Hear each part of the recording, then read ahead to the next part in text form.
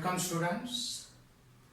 Today's lecture we are going to discuss about the Young's double slit experiment. The experimental arrangement is shown in this figure. In this experiment, a plane wavefront is made to fall on an opaque screen AB having two similar narrow slits S1 and S2. A plane wavefront is obtained by placing a linear source S far away from the screen AB or placed it by a convex lens close to the screen AB. Now, the rays coming from source S are allowed to fall on this convex lens, and after emerging from the convex lens, all the rays will be parallel, and these rays are incident on the two slits S1 and S2. For better results, the two slits S1 and S2 are separated by a distance about 2 to 4 millimeter. The slits S1 and S2 are equidistant from the linear source S. The waves coming from the source S reaches to the slit S1 and S2 at the same instant. The waves are in phase. Now, according to the Huygens principle, when the plane wavefront reaches to the slit S1 and S2, these two slits act as secondary sources of light, coherent sources of light, and the waves emitted by these secondary sources forms cylindrical wavelets behind the screen AB in this region, and we have kept an observing screen PQ here. Now, when the crest or troughs of both the waves coming from secondary source S1 and S2 overlap, superposed in this region, we get constructive interference. Here, continuous lines indicates the crest of the wave, dotted line indicates the trough of the waves or wavelets. Now, when the crest of both the waves or trough of both the waves overlap or interfere, we get constructive interference. So we have shown the overlap of that waves. Now here both the continuous lines are overlapped. Here both the dotted lines are overlapped. So in this way we have number of continuous and dotted lines gets overlap, and we have indicated that points by drawing the circles. We have drawn a straight line which joins all these circles, so that straight line meets on the screen PQ here. So this is the point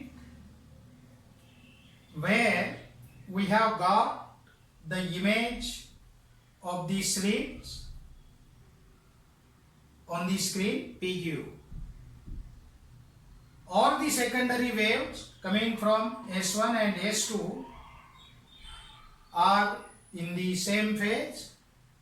So this is the maximum intensity point. That is the bright point. So this is the maximum intensity region. Then we have here a continuous line and dotted lines are overlapped. Here also continuous line and dotted lines are overlapped, and we have joined all the points where these lines overlaps. So these lines are cross lines are indicated by cross. So this straight line meets the screen PQ here. So this is the point where the intensity is minimum. This is minimum intensity point, and that point is the dark point. Intensity is minimum or zero also. Similarly, here one continuous line, dotted lines. Here also continuous line, dotted lines. These lines are overlapped, superposed, and we have joined all these points. We get a straight line which meets on the observing screen PQ here. So this is the point where we get minimum intensity, that is the dark point. In this way we can observe number of bright and dark regions, maximum and minimum intensity regions on the screen, and that regions are nothing but we have the images of the slits S1 and S2 on the screen PQ, and these number of bright and dark points on the screen gives an interference pattern. This is also called the fringe pattern. Fringes means the bands, and that bands are observed on the observing screen PQ. So in short, we can obtain a steady interference pattern by performing this experiment in laboratory. Now, what is the importance of this experiment? So the first importance is It was the first successful experiment to demonstrate the interference of light in laboratory. Second importance, this experiment established the validity of Huygens wave theory of light. Means nature of light is propagated in the form of wave. And third importance, we can determine the wavelength of monochromatic source by performing this experiment and using the formula lambda is equal to yd upon d. Here lambda is the wavelength of the monochromatic source of light, y is the bandwidth or fringe width, that is the distance between two successive bright bands or dark bands. What is a bandwidth?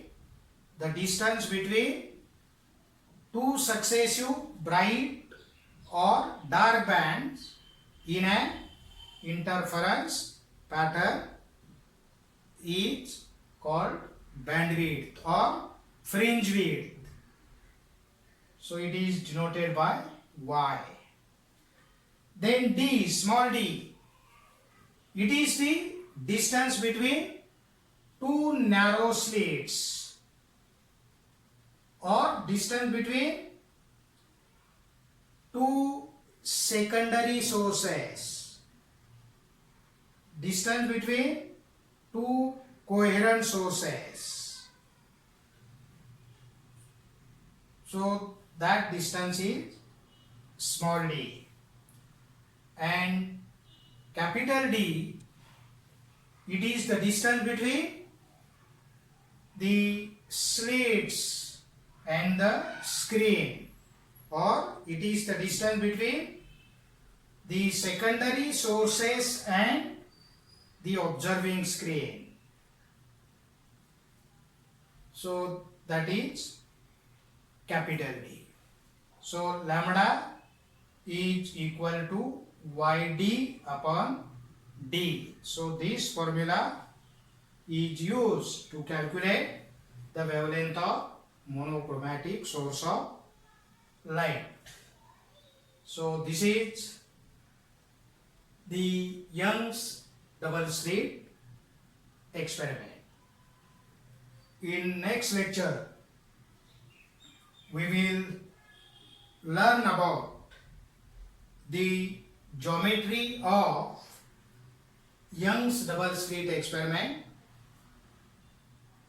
that is determination of position and intensity of bright or dark points on the screen.